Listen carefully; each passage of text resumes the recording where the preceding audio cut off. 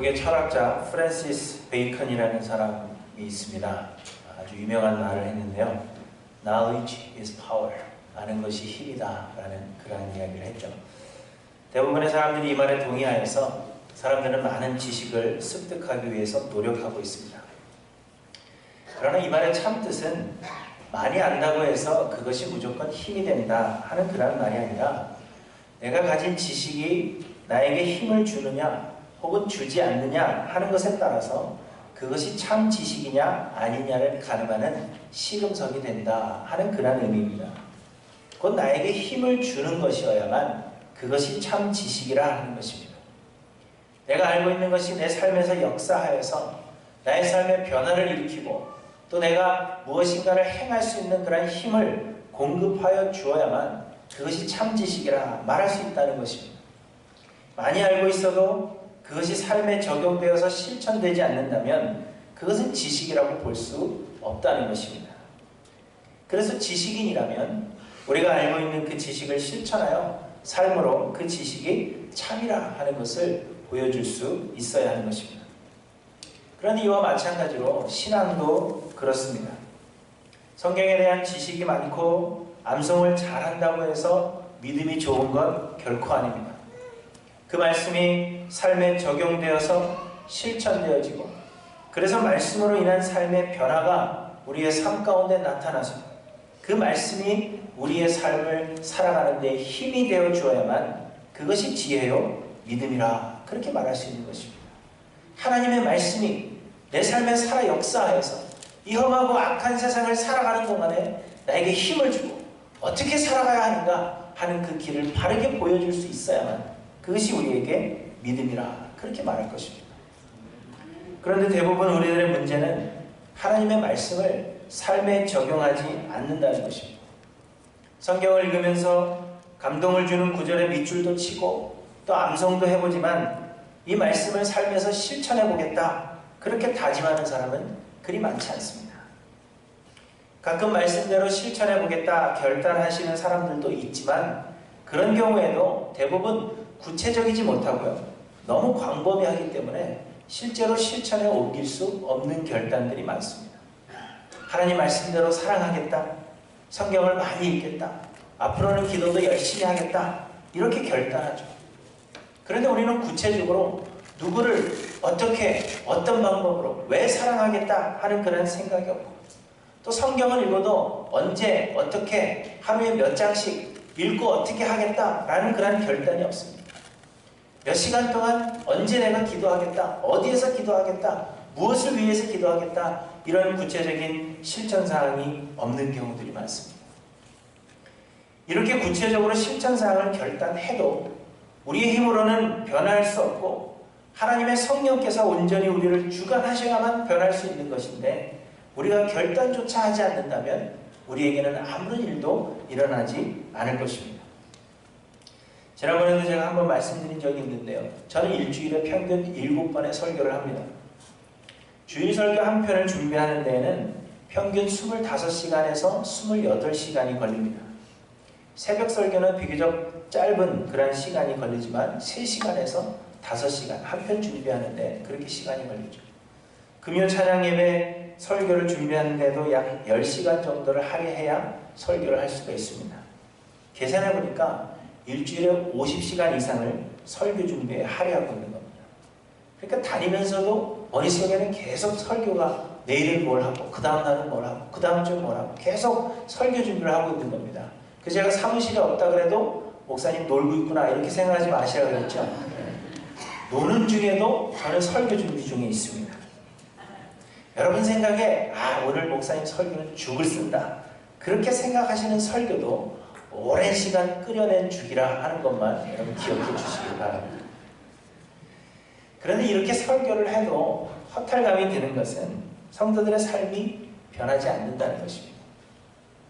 물론 목사가 설교를 잘 못해서 그래서 무슨 말인지 몰라서 안 변하는 경우가 대부분이겠지만 그래도 말씀을 들은 후에 구체적인 실천 사항에 대한 결단이 없기 때문에 변하지 않는 그런 경우들도 많이 있습니다.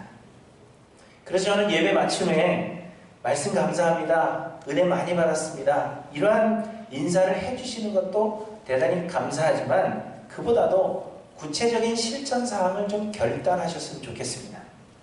목사님, 오늘 말씀 듣고 이렇게 해보기로 결단했습니다. 제가 한번 이렇게 해보겠습니다. 잘할 수 있도록 기도해 주십시오. 이런 인사를 받는 날이 오기를 손꼽아 기대해 보겠습니다. 한 분, 뒤늦게 두 분. 그리고는 성령의 인도하심 우리가 구하면서 우리 자신을 비워나갈 때 하나님의 성령이 우리 가운데서 역사하시는 것입니다. 지난주까지 우리는 베드로전서를 묵상하면서 우리는 하나님 나라의 왕 같은 제사장들이지만 사명을 가지고 이 땅에 와서 잠시 머물다가 가는 나그네들이라 했습니다. 그렇기 때문에 이 땅을 사는 동안 여러 가지 불편한 점들이 많고 또한 많은 시련을 겪는 것이 당연함에도 불구하고 우리가 돌아갈 본향과 또 그것에서 장차받을 영광을 우리가 바라보며 잠시뿐인 고난을 이겨내야 하는 것이라 그렇게 말씀드렸습니다. 우리는 이 땅을 변화시키는 사람들이 아니라 하나님께서 거룩하신 것처럼 우리도 거룩하여져서 하나님 나라의 왕 같은 제사장으로서의 품위를 지켜 하나님의 아름다운 덕을 선포하는 것이 하나님께서 우리를 이 땅에 보내신 이유요 목적이라 했습니다. 그리고 거룩하여지기 위해서는 하나님의 말씀을 마치 갓난아기가 어미의 젖을 사모하는 것과 같이 그런 간절한 마음으로 사모해야 한다. 그렇게 말씀드렸고 또한 말씀을 사모한다 하는 것은 예수 그리스도를 모퉁이돌 삼는 것이며 그래서 말씀을 통하여 우리는 예수를 알아가고 예수를 닮기를 더욱더 소원해야 하는 것이 우리의 신앙생활이라 지난주까지 우리가 살펴본 베드로전서의 내용입니다. 다 기억이 나시죠? 네, 속속들이 기억이 나실 거라고 그렇게 생각이 됩니다. 그리고 오늘 본문부터는 하나님 나라의 왕같은 제사장들로서 이 땅에서 거룩하게 산다는 것이 구체적으로 어떤 것인지 우리의 실제적인 상황의 예를 들어서 우리에게 설명하고 계시는 것입니다. 그러므로 바라기는 오늘부터의 말씀을 우리의 삶에 구체적으로 적용하기를 결단하여서 말씀을 듣는 우리 모두가 잠시 있다가 가는 이 나그네 인생길에서 하나님 나라의 왕같은 제사장으로서의 거룩함을 우리의 실제적 삶을 통하여 나타내고 살아낼 수 있는 저와 여러분들이 되시기를 주님의 이름으로 축원합니다. 우리는 몇 주간 이 땅에서 거룩하게 사는 그 삶의 실제적인 예를 생각해 보겠는데 제일 먼저 오늘 본문이 말씀하시는 거룩한 삶의 실제적인 예는 우리가 처한 환경을 바꾸려 하지 말고 우리에게 주어진 환경에 순응하라 하는 것입니다. 환경 바꾸려고 노력하지 말고 상황을 바꾸려고 노력하지 말고 그저 그 처해진 상황에 순종하라. 그렇게 우리에게 말씀하시는 것입니다. 저는 되도록 정치 이야기를 하지 않으려고 하는데 오늘 본문이 부득이하게 이 정치 이야기를 조금 하지 않을 수 없는 것이라 여러분 양해를 부탁드립니다. 박근혜 전 대통령이 탄핵되고 구속된 지가 벌써 1년이 넘었습니다. 당시 탄핵을 요구하는 국민들의 목소리는 매우 컸고 매우 많은 사람들이 촛불을 들고 탄핵을 요구하는 집회를 매일 했습니다. 그때 많은 목사님들도 촛불 집회에 동참하였고 또 대통령 탄핵의 정당성과 또 필요성에 대해서 설교하는 그러한 목사님들도 많았습니다. 그런데 당시 논란이 되었던 것은 목사들이 촛불 집회에 반드시 참여해야 하고 현 정치 상황을 비판하는 데 앞장서야 한다. 그렇게 주장하는 사람들이 있었다는 것입니다. 목사들은 정의가 강물처럼 흐르는 세상을 만드는 일에 앞장서야 하는데 그렇기 때문에 불의를 보고 모른 척 해서는 안 되고 촛불 집회에 솔선하여서 나와야 한다. 그렇게 주장하는 사람들이 있었습니다. 설교를 통해서 현 정부의 잘못을 비판하고 성도들을 계몽하고 새로운 세상 만들기 위해서 성도들과 함께 실질적인 행동에 나서야 하고 목사들은 그 행동에 앞장서야 한다. 그렇게 주장하기도 했습니다. 더 나아가서는 촛불 집회에 참석하는 목사들은 깨어있는 목사들이고 참석하지 않는 목사들 혹은 침묵하고 있는 목사들은 권력에 빌붙어 사는 비겁한 자들이라 그러한 이야기들이 돌았습니다.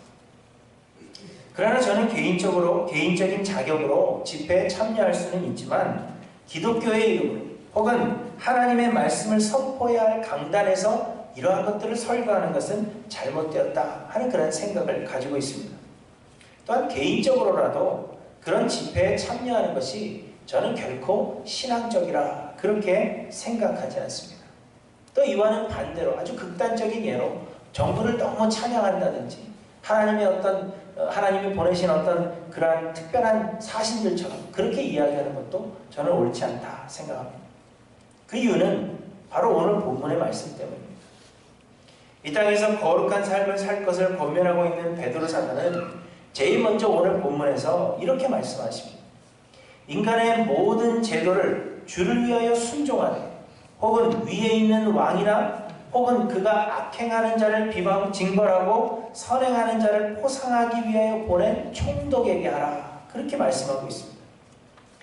인간의 모든 제도라 하는 것은 국가의 법만을 의미하는 것이 아닙니다. 인간이 만든 모든 제도, 곧 사람이 만든 모든 단체가 정한 규정에 순종하라. 그렇게 말씀하고 있는 것입니다. 여기에는 나라의 법뿐만이 아니라 학교에서 지켜야 하는 교칙도 포함되어 있고요. 회사에서 지켜야 하는 사칙, 교회에서 지켜야 하는 교회 내규, 심지어는 동호회의 회칙이나 가정이 가지고 있는 어떤 가족 내의 규칙까지도 그것이 무엇이든지 간에 인간이 만든 모든 제도에 순종해야 한다. 그렇게 말씀하고 있는 것입니다. 오늘 본문 다음에 나오는 그러한 본문에서는 종들은 주인들에게 순종하고 아내는 남편에게 순종하라 하시는 이 말씀은 인간의 모든 제도를 순종하라. 법뿐만이 아니라 우리가 가지고 있는 사람들이 만들어낸 그 모든 제도에 순종해야 한다 하는 말씀의 연속인 것입니다. 어떤 사람들은 인간의 모든 제도에 순종해야 하는 것은 맞지만 이는 그 제도가 정의로울 때만 해당되는 것이라 그렇게 주장하기도 합니다.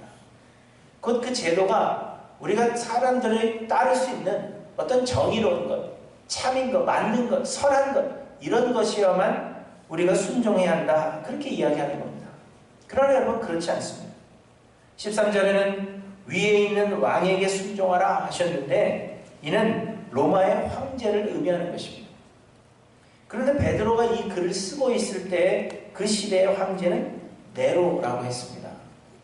정의라고는 찾아볼 수 없고 오히려 미치광이에 같았던 그러한 네로가 황제로 있는 그때 베드로는 위에 있는 왕에게 순종하라 그렇게 말씀하고 있는 것입니다. 이것을 돌이켜볼 때 반드시 정의로울 때에만 순종하라 하는 말씀이 아닌 것을 우리는 볼 수 있습니다. 또 14절에는 혹은 그가 악행하는 자를 징벌하고 선행하는 자를 포상하기 위하여 보낸 총독에게 하라 이렇게 말씀하셨기 때문에 악행하는 자만을 징벌하고 선행하는 자를 포상해야 하는 자신의 역할을 충실히 이행하는 그러한 선한 총독에게만 순종하면 된다 그렇게 말하는 사람도 있습니다. 그러나 여러분 이 말씀은 20절에 선을 행함으로 고난을 받고 참으면 이는 하나님 앞에 아름다움이라 하는 이 말씀과 연결하여서 해석해야 하는 것입니다. 당시 악을 징벌하고 선을 포상하는 것이 총독의 역할임에도 불구하고 그렇게 하지 않는 지도자들이 대부분들이었습니다. 특별히 그리스도인들은 악을 행한 일이 없음에도 불구하고 징벌을 당하는 그런 경우가 대부분이었습니다. 그렇기 때문에 베드로 사도는 징벌을 받는다고 하더라도 우리가 악을 행함으로 징벌을 받는다면 그것은 동정을 받을 수 없는 당연한 결과라 그것을 말씀하고 있는 것입니다. 우리가 징벌을 당하는데 악을 행해서 징벌을 받는다면 그것은 우리가 결코 동정할 수 없다. 그것은 당연한 것이다 말하고 있는 것입니다. 그러나 우리가 선을 행함에도 불구하고 징벌을 받아야 하는 그런 상황에 온다면 그것은 하나님 앞에 아름다운 것이라 그렇게 말씀하고 있는 것입니다. 종들에게는 주인에게 순종할 것을 말씀하시면서 선하고 관용하는 자들에게만 아니라 또한 까다로운 자들에게도 그리하라 이렇게 말씀하셨고 아내들에게는 남편에게 순종하라 말씀하시면서 혹 말씀을 순종하지 않는 남편이라도 순종하라 그렇게 말씀하고 있는 것을 보게 됩니다.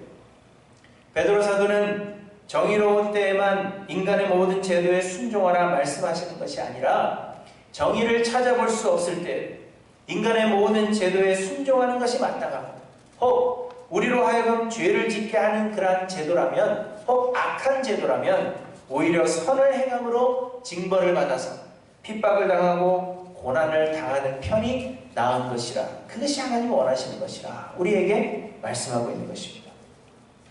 그렇기 때문에 정부에 잘못이 있다고 해서 그것을 바꾸기 위해 행동을 취하는 것은 결코 성경적이지 못한 것입니다.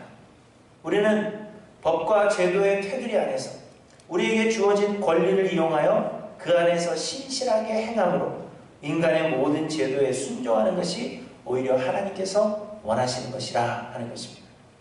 내 마음에 안 든다고 해서, 내 생각에 틀렸다고 해서 그것에 반기를 들고 일어나서 싸워 쟁취하라 하시는 것이 아니라, 하나님께서 정해주신 법과 제도 안에서 우리에게 주어진 그 권리, 곧 투표하는 것이나 뭐 이런 것이겠죠. 그러한 권리에 우리가 순종함을 통하여서, 신실함을 통하여서 우리는 순종하는 것이 오히려 하나님께서 기뻐하는 것이라, 그렇게 말씀하고 있는 것입니다. 그렇다면 우리는 왜 인간의 이 모든 제도에 그렇게 바보처럼 순종하라 그렇게 말씀하시는지, 그 이유에 대해서 우리가 몇 가지로 생각해 보고자 합니다. 첫째로는 우리는 이 세상의 거류민이요 나그네들이기 때문입니다. 오늘 보면 11절에 보시면, 사랑하는 자들아 거류민과 나그네 같은 너희를 권하노니, 이렇게 말씀하십니다. 우리가 이 땅에서 거류민과 나그네라 말씀하십니다. 거류민 그리고 나그네라는 단어는 사실 같은 의미를 가진 단어이지만, 우리가 굳이 이것을 구분하자면 거류민이라는 말로 번역된 단어의 원뜻은 가족이 아닌 사람을 의미하는 것입니다. 곧 이웃이죠. 옆집 사는 사람, 그것을 말하는 것이 거류민입니다. 그리고 나그네로 번역된 단어의 원뜻은 낯선 곳에 거주하는 외국인을 의미하는 것입니다. 시민이 아닌 사람, 그걸 이야기하는 거죠. 이웃 사람, 외국인, 그것을 말하는 것이 거류민, 나그네입니다. 이것은 우리가 베드로전서를 묵상하기 시작하면서 제일 먼저 생각해 볼 말씀으로, 우리는 이 땅의 주인이 아니라 손님이다, 그걸 말씀하고 있는 것입니다. 그럼 우리는 이 땅을 살아가면서도 이 땅 일에 대해서 왈가왈부할 권리조차 없는 사람이다, 그걸 말씀하고 있는 것입니다. 여러분, 옆집 아저씨가 우리 집 일에 대해서 이러쿵저러쿵 이야기한다면 여러분 기분이 어떻겠습니까? 내가 내 자녀를 키우고 있는데 옆집 아저씨가 와서 자녀를 그렇게 키우면 안 돼, 이렇게 해야지, 저렇게 해야지, 그리고 우리 집에 와서 뭐 벽걸이에 있는 그 그림을 여기다 걸고 저기다 걸고 식탁을 일로 옮기고 그렇게 한다면 여러분 기분이 어떠하시겠습니까? 요 옆에 다니는 은혜와 진리교회 다니는 성도가 우리 교회 한번 방문했는데 그날이 마침 공동의회를 하는 날입니다. 그래서 손을 들고 발언을 합니다. 사사건건 발언을 하고, 왜 나에게 투표권을 주지 않느냐, 그렇게 이야기할 수 없는 것입니다. 이웃사람은 조언을 줄 수는 있지만 권리를 행사할 수는 없는 것입니다. 외국인도 마찬가지로 조언을 줄 수는 있어도 마찬가지로 권리를 행사할 수는 없는 것입니다. 그런데 이처럼 우리가 인간의 모든 제도에 순종해야 하는 이유는, 우리는 이 세상의 거류민이요 나그네들이기 때문입니다. 우리는 이 땅 시민권을 가진 자들이 아니라 하늘나라 시민권을 가지고 살아가는 자들입니다. 우리는 이 땅에서 하나님의 아름다운 덕을 선전하기 위한 사명을 가지고 잠시 머물다가 가는 것뿐이요, 세상 일에 대한 권리는 우리에게 없다는 것입니다.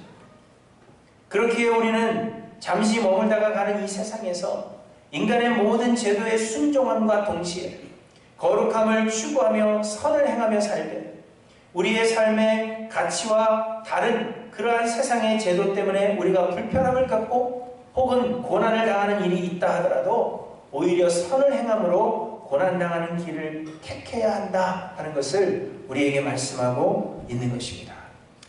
우리는 이 땅에 영원토록 사는 존재가 아니라는 것입니다. 이 땅은 우리가 사는 집이 아니요 우리의 본향이 아니라는 것입니다. 우리는 잠시 있다 가는 이웃사람에 불과하고 잠시 있다 가는 외국인에 불과한 것입니다. 우리가 제도를 바꾸려고 노력할 것이 아니라 이 땅에서 겪는 고통으로 인하여, 고난으로 인하여 우리는 우리의 돌아갈 본향을 더욱더 사모하며 살게 우리에게 고통을 하나님께서 허락해 주시는 것입니다.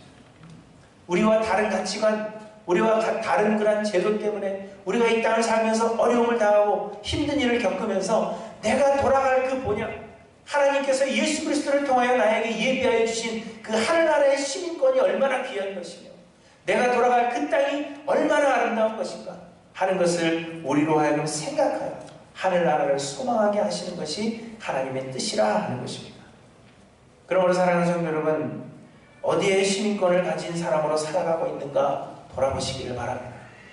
나는 이 땅의 시민권을 가지고 이 땅의 변화를 위해서 그렇게 투쟁하고 싸우며 살아가고 있는 사람인가?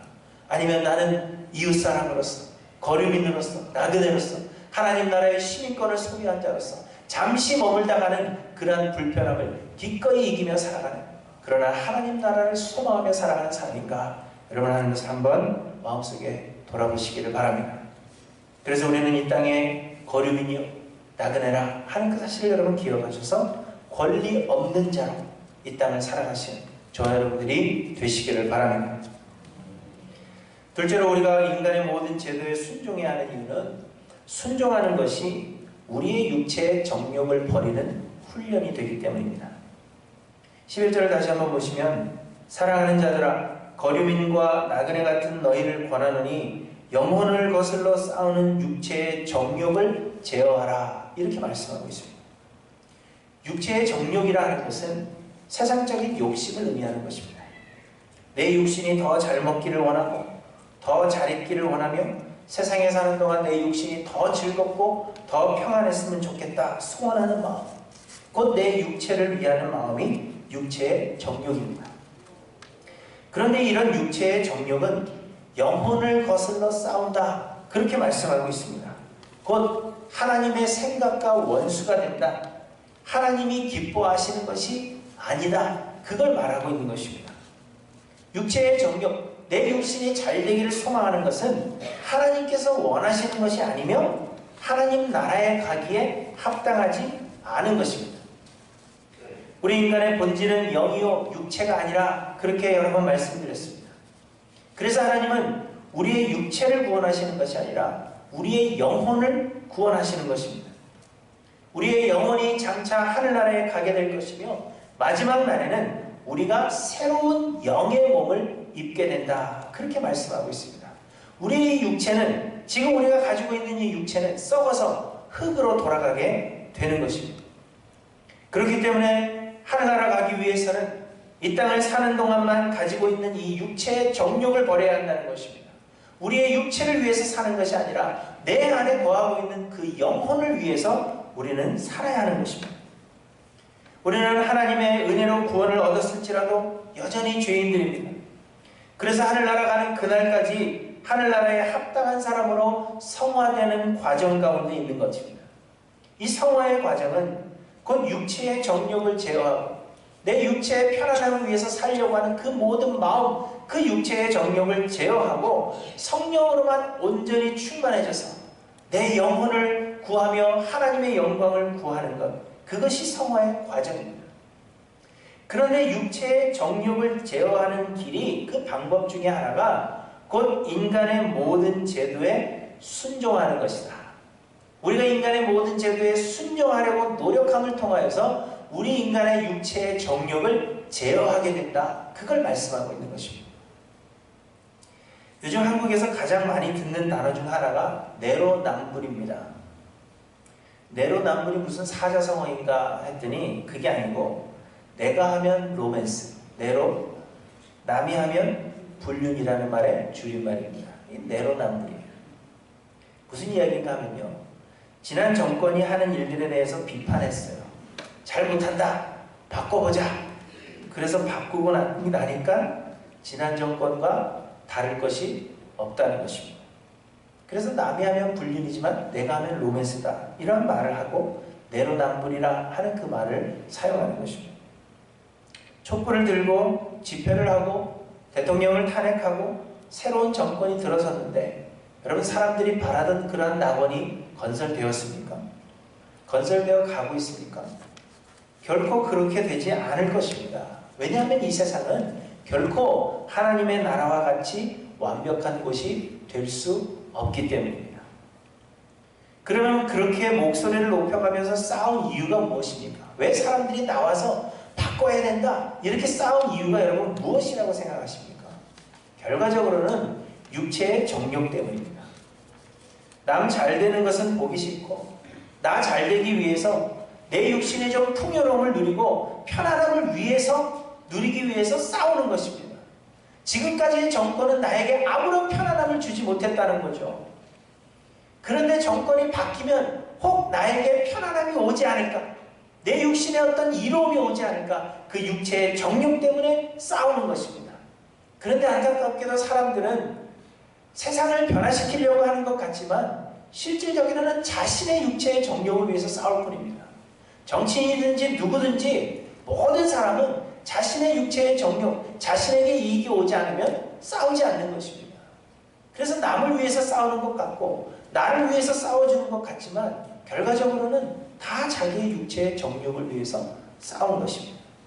아무리 좋게 포장하려고 해도 결국 내 육체의 정욕을 위해서 싸우는 것밖에는 되지 않는 것입니다.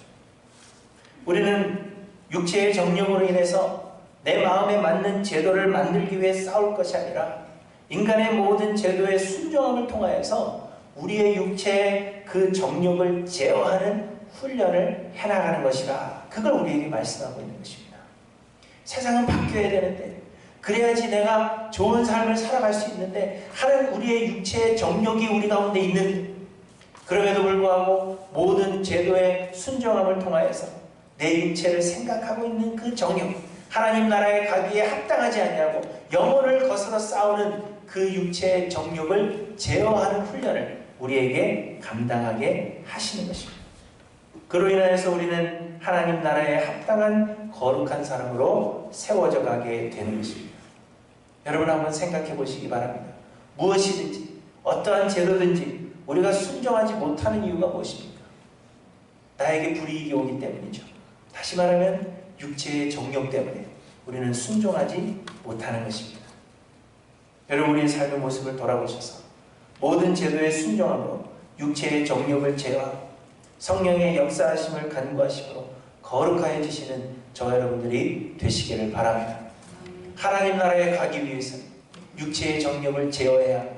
하나님은 우리로 하여금 그 성화의 과정을 걸어가도록 하시기 위해서 우리의 삶의 모든 제도에 순종하도록 우리에게 명령하고 계십니다. 여러분 이 사실을 기억하셔서 육체의 정욕을 제어하고 그래서 하나님 앞에 거룩한 사람으로 변화되어져 가시는 저와 여러분들이 되시기를 바랍니다. 그리고 셋째로 인간의 모든 제도에 순종해야 하는 이유는 그렇게 함으로 하나님의 아름다운 덕을 선전하게 되기 때문입니다. 12절 말씀하십니다.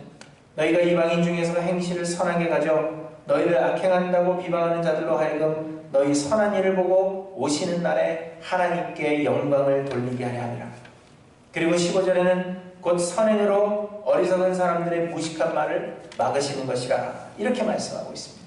인간의 제도에 순종하는 그 삶을 통하여서 하나님의 아름다운 덕이 선전되게 된다는 것입니다. 여러분 복음서에 보시면 예수님께서 예루살렘으로 올라가시기 위해서 사마리아를 지나가십니다.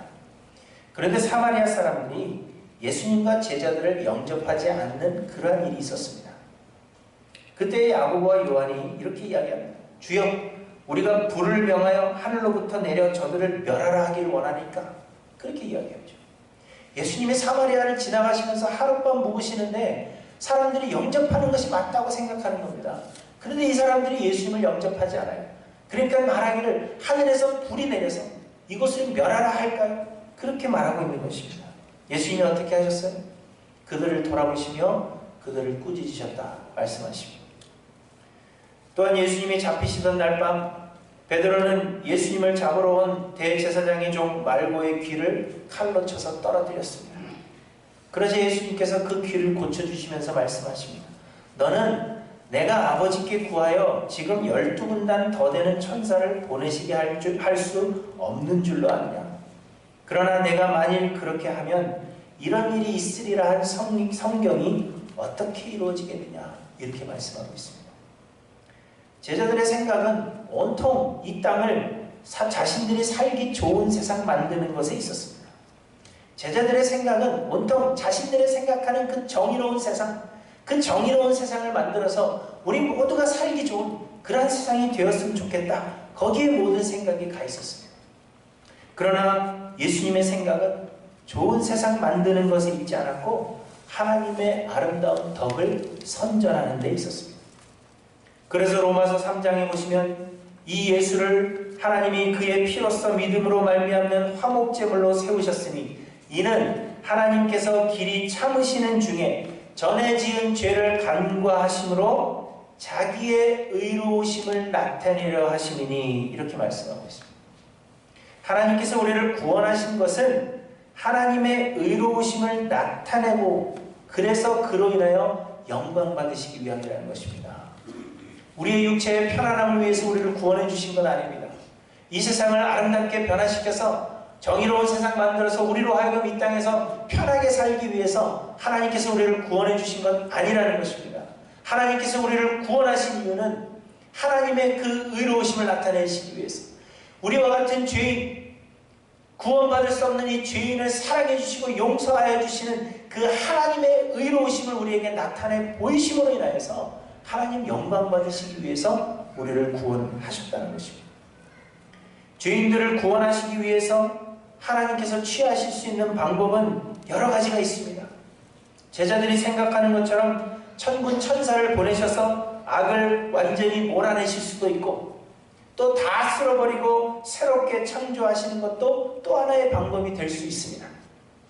그럼에도 불구하고 하나님께서 그렇게 행하지 아니하시고 예수님께서 인간의 악한 제도에 순종하심으로 십자가를 지고 죽으신 이유는 죄인을 대신하여 십자가를 지시는 그 순종으로 말미암아 하나님의 의로우심을 우리에게 나타내시고 우리로 하여금 그 의로움을 보고 하나님께 영광 돌리도록 하시기 위함이었다 하는 것을 우리에게 말씀해 주고 있는 것입니다. 다 쓸어버리고 새롭게 창조하시면 얼마나 편하겠습니까? 그럼에도 불구하고 예수님을 보내주셔서 십자가를 지게 하시고 인간의 그 악한 제도라 할지라도 예수님이 그 제도에 순종하심을 통하여서 우리 하나님 얼마나 좋으신 하나님이신가, 우리와 같은 죄인을 구원하시는 그 하나님은 얼마나 사랑이 뛰어나신 하나님이신가, 하나님의 그 의로우심을 우리에게 나타내 보이시기 위해서 그로 인하여 하나님께 영광을 돌리게 하시기 위해서 예수님은 인간의 그 악한 제도에 순종하셨다 하는 것입니다. 마찬가지로 우리가 이 땅을 살아가는 목적은 좋은 세상 만들기 위한 것이 아닙니다. 우리 목사들이 존재하는 이유는 좋은 세상 만들기 위해서 우리 목사들을 존재하는 건 아닙니다. 우리가 하나님의 나라의 왕같은 제사장이면서도 이 땅을 살아가고 있는 그 이유는 하나님의 아름다운 덕, 우리와 같은 죄인들을 위해 하나님께서 베푸신 그 놀라운 은혜와 사랑이 어떠한 것인지를 세상에 알리도록 하시기 위해서, 그 아름다운 덕을 선전케 하시기 위해서 우리를 구원하셨다 하는 것입니다. 그런데 그 아름다운 덕을 선전하는 것이 싸우고 투쟁하는 것으로 되는 것이 아니라 인간의 악한 제도라 할지라도 예수 그리스도께서 순종하신 같이 우리도 순종하여서 우리를 위해 십자가를 지신 예수 그리스도의 그 희생과 사랑을 몸소 우리가 실천하여 세상에 보여주는 것이라, 그걸 말씀하고 있는 것입니다. 아모스 5장에서 오직 정의를 물같이 공의를 마르지 않는 강같이 흐르게 할지어다 말씀하시는 것은 싸우고 투쟁하여 그런 세상을 만들어내라 하시는 것이 아니라 말씀에 순종하는 그 삶을 통하여서 나부터, 내 삶에서부터 그 정의가 흐르는 원천이 되게 하라, 그걸 말씀하고 있는 것입니다. 이스라엘이라는 나라에 말씀하시는 것이 아니라 그 백성들에게 너의 삶부터 정의가 강같이 흐르는 원천이 되어야 한다, 그걸 말씀하고 있는 것입니다. 사랑하는 성도 여러분, 그러므로 뭔가를 바꾸려고 노력하지 마시기 바랍니다. 그것이 우리의 살아가는 목적이 아닙니다. 환경을 바꾸거나 혹은 사람을 바꾸어내는 것이 우리의 목적이 아니라 나를 변화시키는 것이 우리의 목적이에요. 이 한 몸을 불태워서 하나님의 그 아름다운 덕을 비추는 것이 우리의 사명이라 하는 것을 여러분 기억하시기를 바랍니다. 희생과 불이익이 우리에게 뒤따른다 할지라도 인간의 모든 제도에 순종함으로 우리의 몸을 불태워서 하나님의 그 아름다운 덕을 선전하기를 소망하시는 저와 여러분들이 되시길 주님의 이름으로 간절히 축원합니다. 여러분, 세상의 모든 것은 하나님께서 주관하고 계십니다. 우리가 이렇게 하면 이렇게 되고 저렇게 하면 저렇게 되는 것이 아니라 하나님께서 모든 환경을 조장하시고 우리를 하나님 나라에 합당한 사람으로 빚어가시는 과정이 우리의 살아가는 삶입니다. 거룩함을 이루며 사는 삶은 하나님이 조장하신 이 환경에 우리가 순응함으로 육체의 정욕을 제어하고 주어진 환경에서 하나님의 아름다운 덕을 선전하는 길이 무엇인가, 그것을 찾아가는 것이 거룩함을 이루어가는 삶의 모습입니다.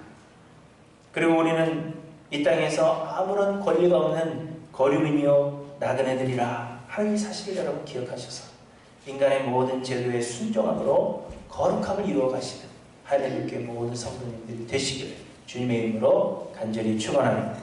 기도하십니다.